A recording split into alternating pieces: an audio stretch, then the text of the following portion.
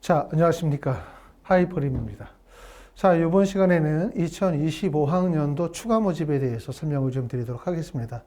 아마 지금쯤 이제 정시 최초 합격자 발표가 모두 이루어졌기 때문에 아직 가나다군에서 합격이 없으신 분들, 예비번호를 받긴 받았지만 예비번호가 너무 멀리 떨어져 계신 분들은 아마 불안한 시간을 보내시고 계실 거라고 생각합니다. 정말 입시는 너무 힘들거든요. 특히 부모님 입장에서는 정말 힘든 시간들을 너무 오래 보내고 있기 때문에 빨리 좋은 결과가 있으시기를 바라겠습니다. 자, 우리가 지금쯤 되면 이제 추가 모집에 대해서 생각해 보실 시간이 됐어요. 추가 모집을 고려하셔야 되는 분들은 첫 번째는 가나다군에 모두 불합격했는데 예비번호를 받지 못했거나 예비번호를 받았지만 전년도보다 예비번호를 매우 뒤쪽에서 받아서 확률적으로 매우 불확실하다 이런 분들은 일단 추가 합격자 발표 기간을 보긴 하게 됐지만 추가 모집에 대해서 일단 한 번쯤 생각해 보시고 미리 계획을 잡아 보시는 게 좋을 것 같습니다. 특히 올해는 이제 수능이 전년도에 비해서 매우 쉬웠어요. 이렇게 수능이 쉽다 보면 표준 점수당 누적 인원이 많이 증가하게 되거든요. 전년도의 표준 점수의 누적 인원이 4,000명이었다면 올해는 5,000명이 된 거죠. 이렇게 한 지점의 학생들이 늘어나면 어떤 현상이 벌어지냐? 학생들이 원서를 쓰는 동일 대학, 동일 학과, 동일 지점에 학생들이 많이 몰릴 수밖에 없고 많이 몰리다 보면 입시 기간에 예측했었던 것보다 실제 입결이 상승할 가능성이 매우 높아지겠죠. 그렇기 때문에 사실상 이렇게 쉬운 수능에서는 데이터를 기반으로 한 원서 지원이 가지고 있는 약점이 바로 여기에 있다고 말씀을 드려요. 그렇기 때문에 안정 지원이고 100% 붙는다고 생각했는데 원서를 써서 지금 예비번호를 받지 못했거나 예비번호를 너무 뒤쪽에서 받다 보면 얼마나 걱정이 많으시겠습니까? 하지만 우리가 추가 모집의 관점에서 보면 수능이 이렇게 쉬워지면 나타나는 현상들은 뭐냐면 첫 번째는 추가 합격률, 충원율이 전년도보다 높아져요. 전년도의 충원율이 약 75%가 평균이었다고 한다면 올해는 그거보다 20에서 25% 정도 충원율이 늘어날 가능성. 수능이 쉬우면 충원율이 증가한다.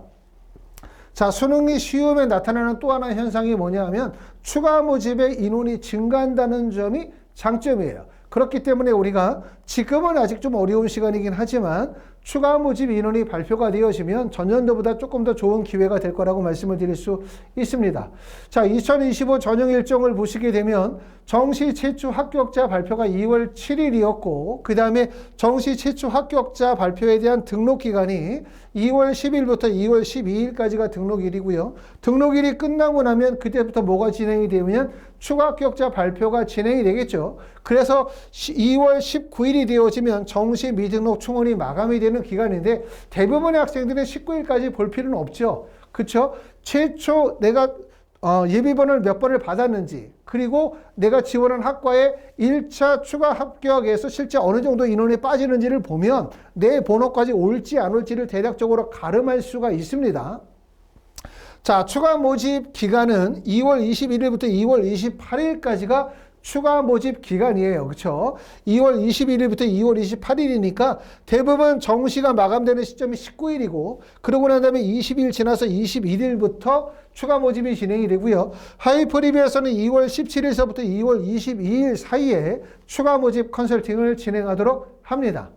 자, 2024년도, 2023년도에 추가 모집의 인원을 통해서 2025년도에 추가 모집 인원이 실제 얼마나 될지를 우리가 생각해 보실 수가 있는데 앞에서 말씀을 드렸었던 것처럼 추가 모집은 수능이 어려우면 인원이 감소해요. 그 다음에 추가 모집은 수능이 쉬우면 인원이 증가한다. 라고 말씀을 드렸고 그렇기 때문에 2024년도에 불수능이었죠. 이 불수능이었을 때 추가 모집 인원이 13,000명 정도 됐기 때문에 그 전년도 2023년도가 비교적 수능이 좀 쉬웠죠. 그렇죠? 이때보다는 물론 이때도 2023년도에도 국어 영역이 쉬웠지만 수학은 어려웠거든요. 그렇기 때문에 17,561명이었지만 아마도 대략적으로 전년도보다 2023년도보다는 2025년도가 전체 인원으로 봤었을 때는 대략적으로 한 4,000명 정도 인원이 늘지 않을까라고 생각해 볼 수 있고 수능 위주의 선발 인원도 5,211명에서 8,029명 대략적으로 한 3,000명 정도 더 늘 가능성이 높겠다라고 생각이 됩니다. 그만큼 올해 추가 모집은 전년도보다 좀 더 희망이 많아요. 수능이 쉬우면 추가 모집의 인원이 늘어나는 현상들이 있기 때문에 자, 추가 모집은 정시하고 좀 다른 점은 정시 모집에서는 대부분 수능 위주의 전형이지만 추가 모집은 보시는 것처럼 학생부 교과, 학생부 종합, 그 다음에 수능 위주, 그 다음에 실기 실적 전형으로 세분화되어진다라고 말씀을 드리고 이번 시간에는 이렇게 수능 위주 전형 외서의 전형에서 수능 위주 외에 학생부 교과, 학생부 종합이나 실기 실적 전형에서는 실제 얼마나 선발하고 이런 전형들의 특징이 무엇인지 한번 설명을 해보려고 합니다. 첫 번째, 수능 위주의 전형을 보면 학생부 교과 전형을 보면 학생부 교과 전형 안에 그냥 일반 전형만 있는 게 아니거든요. 학생부 교과 전형 안에는 일반 전형도 있고요. 보시는 것처럼 기회균등도 있고 고른기회도 있고 경제배려 대상자, 기초생활수급자, 농어촌 학생, 장애인 등 대상자, 특성화 고재직자 특별 전형, 그리고 일반 전형이 있는 거예요. 말씀을 드렸었던 것처럼 학생부 교과 전형은 79개 대학에서 7,228명을 전년도에 선발했지만 이 7,228명 안에는 기회균등이나 고른기회, 장애인, 농어촌이 다 포함이 되어져 있고 그러면서 일반 전형이 포함이 돼 있죠. 일반 전형으로 선발하는 대학들 한번 대략적으로 살펴보려고 하는데 보시는 것처럼 일반 전형 안에는 가야대학교 114명을 학생부 교과 전형으로 추가 모집을 했습니다. 자, 그 다음에 광주여대가 181명이고요. 금강대학교가 98명, 남부대학교가 176명이고 대구예술대학교는 263명을 선발했고요. 그 다음에 목포대학교 39명, 모건대학교 58명, 그 다음에 부산카톨릭대학교 58명이고 우석대학교는 443명, 전주대학교 238명, 그 다음에 한경대학교는 1명, 한서대학교 156명, 그 다음에 호원대학교 103명 정도를 선발했어요. 그렇기 때문에 학생부 교과는 내신 성적 100% 선발하는 전형이지만 대부분 지방의 사립대에 해당이 된다고 보실 수가 있고 서울권이나 경기권의 대학들은 많지 않고 나오지 않을 가능성이 높아요. 설령 서울이나 경기권의 학생부 교과 전형에 일부 대학이 선발한다 하더라도 내신 성적은 매우 높을 수밖에 없습니다. 그렇기 때문에 학생부 교과는 대부분 지방 사립대에 해당이 된다. 이렇게 말씀을 드릴 수가 있고 또 여러분들이 아실 점들은 내가 추가 모집에 원서를 쓸 때는 뭘 알아야 되면 추가 모집은 전형이 4개로 쪼개진다는 점이에요. 학생부 교과, 학생부 종합, 그 다음에 수능 위주, 실기 실적 전형이기 때문에 내가 어떤 전형에 적합한지를 판단하는 게 첫 번째 중요하고 그리고 두 번째는 여기 보는 것처럼 학생부 교과 전형이라 하더라도 이 교과 전형 안에 농어촌, 기회균등, 기초생활수급자, 그 다음에 특성화조 재직자, 일반 전형이 있지만 이 전형들 중에서 또 나는 어떤 전형에 해당이 되어지는지를 잘 판단하셔야 원서 지원이 유리하다고 말씀을 드릴 수가 있겠죠. 자, 학생부 종합전형 보도록 하겠습니다. 학생부 종합전형도 학생부 종합전형 안에 고른기회, 그 다음에 기회균등, 경제배려 대상자, 농어촌, 장애인 등 대상자, 조기취업 계약학과라든가 특성화고 재직자 특별전형이나 성인학습자 그리고 일반 전형이 있어요. 하지만 일반 전형을 학생부 종합전형으로 선발하는 대학은 많지 않습니다. 보시는 것처럼 2024년도에는 부산 외국어대학교에서 36명, 카톨릭대학교 신학과에서 1명, 그리고 동의대학교에서 7명을 선발한 게 전부이기 때문에 사실상 학생부 종합전형, 일반 전형은 선발 인원이 거의 없다. 이렇게 말씀을 드리기 때문에 일반 전형에 해당이 되시는 분들은 학생부 교과 전형이 그만큼 유리하겠죠. 자, 그 다음에는 실기 실적 전형인데 실기 실적이라고 하면 대부분 다 음악, 예술, 음악이나 미술이나 체육이 실기 실적 전형에 해당이 되겠죠. 실기 실적 전형도 보시는 것처럼 기회균등, 조기취업 계약학과, 체육특기자, 성인학습자, 특성화고 재직자, 기독교인 전형, 그리고 일반 전형이 있어요. 일반 전형 중에서 전년에 선발했었던 대학들을 보면 국민대학교 무용학과에서 2명을 뽑았고요.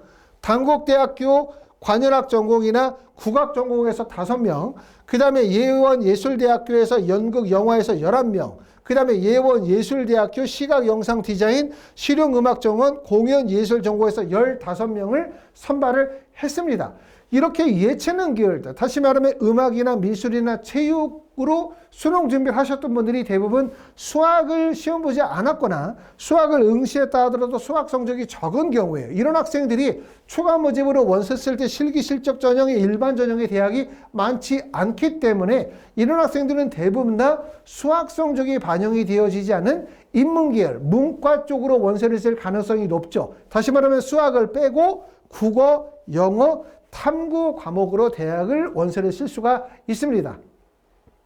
자, 수능 위주의 전형, 그러면 수능 100% 전형이라고 말씀을 드릴 수가 있는데 이 수능 위주의 전형도 일반 전형만 있는 게 아니에요. 수능 위주의 전형도 기회균등, 고른기회, 농어촌, 특성화고교 졸업자, 장애인 대상자, 지역인재, 그리고 이렇게 일반 전형이 있어요. 그렇기 때문에 앞에서도 말씀을 드렸었던 것처럼 우리가 추가 모집에 원서를 쓸 때는 내가 과연 학생부 교과, 학생부 종합, 그 다음에 수능 위주, 그 다음에 실기 실적 전형에 해당되는지 어떤 전형에.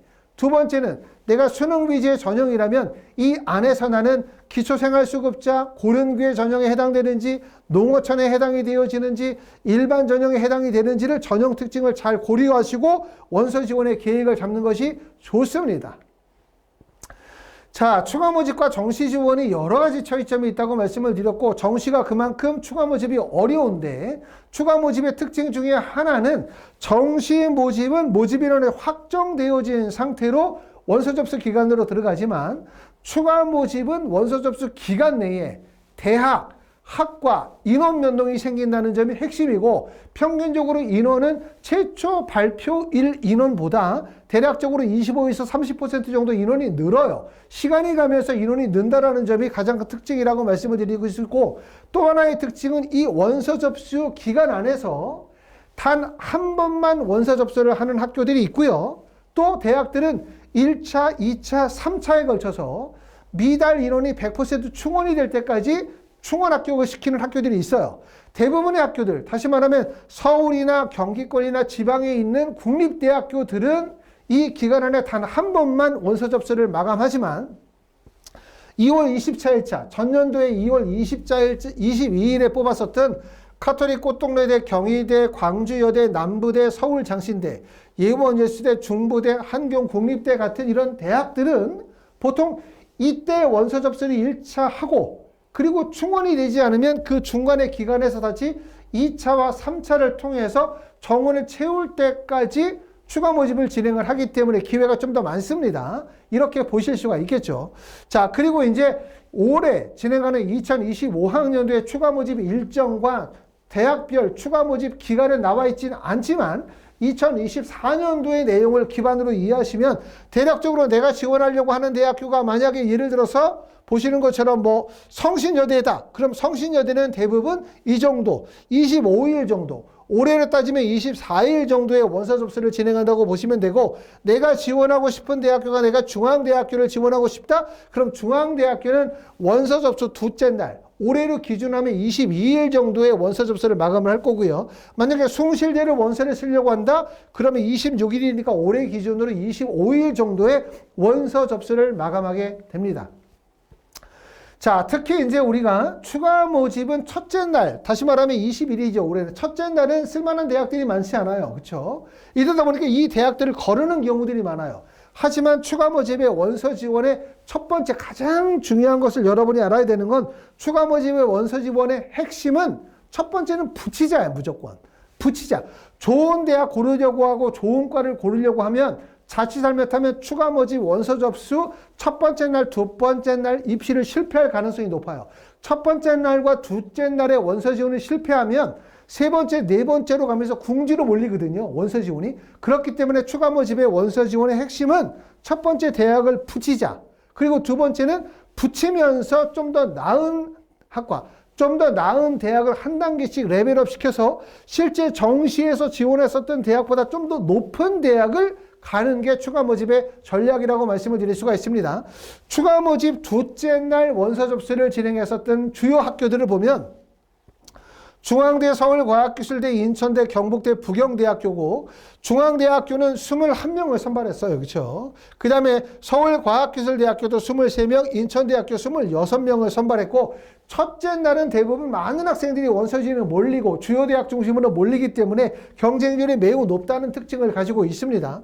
자, 그 다음에 셋째 날인 24일 날에는 건국대학교, 아주대, 부산대, 고려대, 세종, 강원대였고 이 중에서 단국대 죽전은 38명, 부산대학교가 42명을 선발했는데 보시는 것처럼 건국대학교는 202대 83대 1이긴 하지만 단대 죽전은 69.8대 1, 그 다음에 부산대학교는 36.5대 1이에요.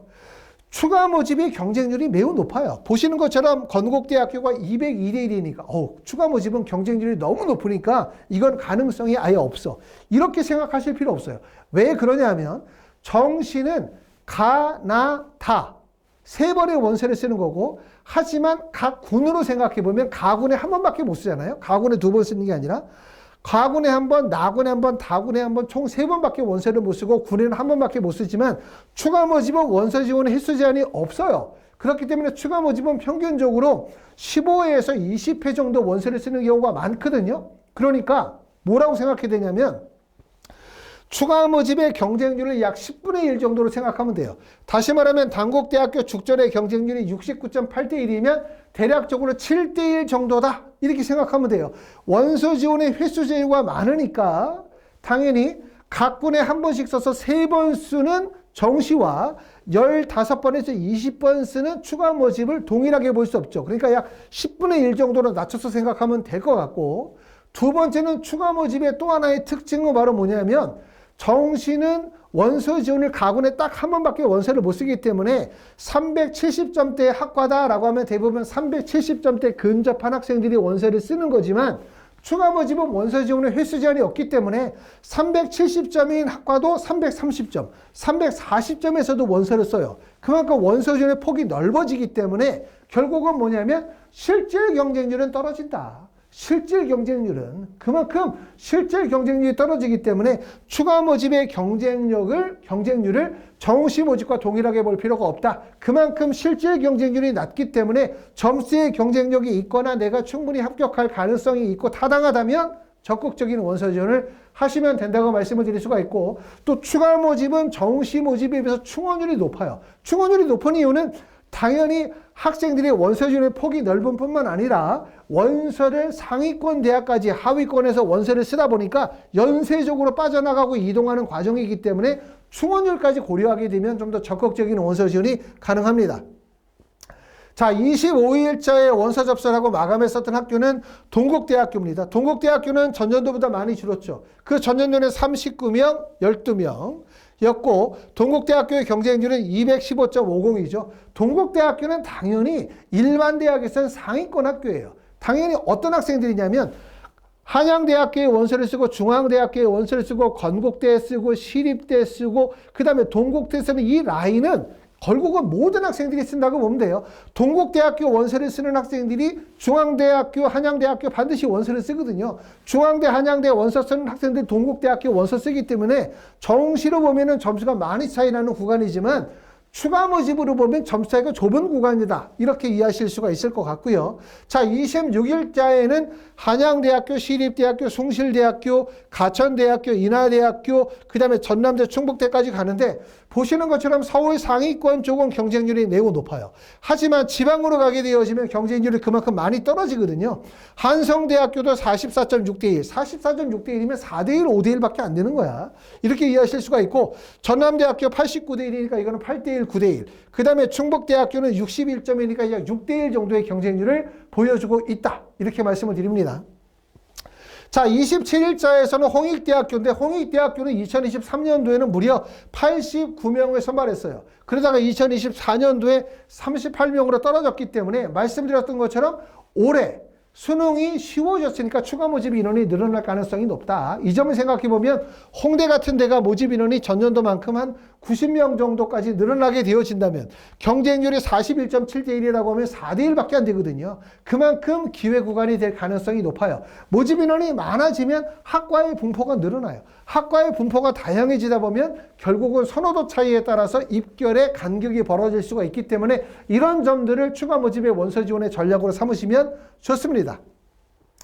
자, 28일자에는 한국외대, 세종대, 경기대, 카톨릭대, 서울여대, 동덕여대, 덕성여대고 세종대학교는 56명을 선발했죠. 전년도에. 그리고 경쟁률은 38.8대 1이니까 경쟁률도 높지 않죠. 그렇죠. 약 4대 1, 5대 1 정도의 경쟁률을 이해하면 좋기 때문에 좋습니다. 자, 추가 모집의 핵심 포인트. 이건 여러 차례 말씀을 드렸겠지만 아직도 헷갈리시는 분들이 계시기 때문에 다시 한번 말씀을 드리면 우리가 수시에 원서를 써서 최초 합격을 하든 추가 합격을 하든 수시에 합격하신 분들은 정시 지원 안 됩니다. 하지만 정시 지원했는데 그게 전문대학교에 정시에 합격했다? 그냥 전문대 걸어두고 4년제 대학교 추가 모집 지원하셔도 관계없어요. 4년제 대학교 정시 모집에 원서를 써서 등록을 했다. 괜찮아요. 등록했으면 이 학생이 2월 19일 정도에 그냥 등록하고 포기하시면 추가 모집이 2월 22일부터 추가 모집 지원하실 수 있습니다. 그렇기 때문에 그 점만 정확하게 알아두시면 될 것 같고요. 자, 하이퍼리비에서는 추가 모집의 컨설팅을 2월 17일서부터 2월 20일에 컨설팅을 진행을 합니다. 자, 추가 모집의 원서 접수 기간은 2월 21일부터 2월 28일이거든요. 야, 왜 원서 접수 기간이 2월 20일이 28일인데 왜 컨설팅을 2월 21일에서 2월 28일 사이에 컨설팅을 진행하지 않느냐라고 생각하시는 분들이 계시는데 꼭 알아두셔야 돼요. 정시 모집은 원서 접수 기간이 비슷하죠.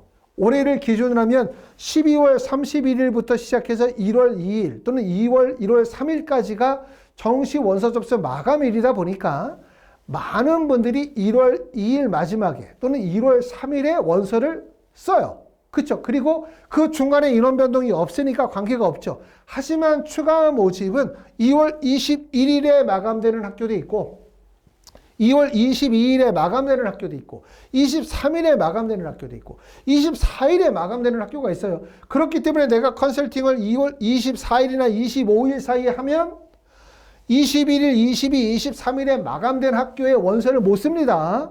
그렇죠? 그리고 2월 21일은 원서 접수 첫날에 마감되는 학교는 많지 않다고 말씀을 드렸죠. 대부분 22일서부터 시작을 하고 있는 거예요. 그렇기 때문에 컨설팅은 원서 접수 시작 전 17, 18, 19, 20일에 학생의 수능 성적, 그 다음에 정시에 지원한 결과, 그 다음에 희망사항 등을 바탕으로 해서 1차적인 컨설팅을 하고 컨설팅을 통해서 학생이 지원할 수 있는 대학, 지원할 수 있는 학과에 대한 부분들을 대략적으로 방향을 잡아놓게 돼요. 그러고 난 다음에 21일에 추가 모집 대학들이 확정 발표가 되어지면 그 내용들을 업데이트 시켜서 지원할 대학들을 부모님께 안내해 드리는 방식으로 컨설팅을 진행하도록 합니다. 자, 하이프리비에서는 추가 모집 컨설팅을 말씀을 드렸던 것처럼 2월 17일부터 2월 22일 사이에 컨설팅을 직접 학원에 찾아오시거나 여기 대치동에 그렇지 않으면 전화나 화상으로 컨설팅을 진행하도록 하고 있습니다. 컨설팅을 아직 예약 접수 안 하신 분들은 하이퍼리비로 전화 주시면 안내해 드리고 예약 접수 받도록 하겠습니다. 감사합니다.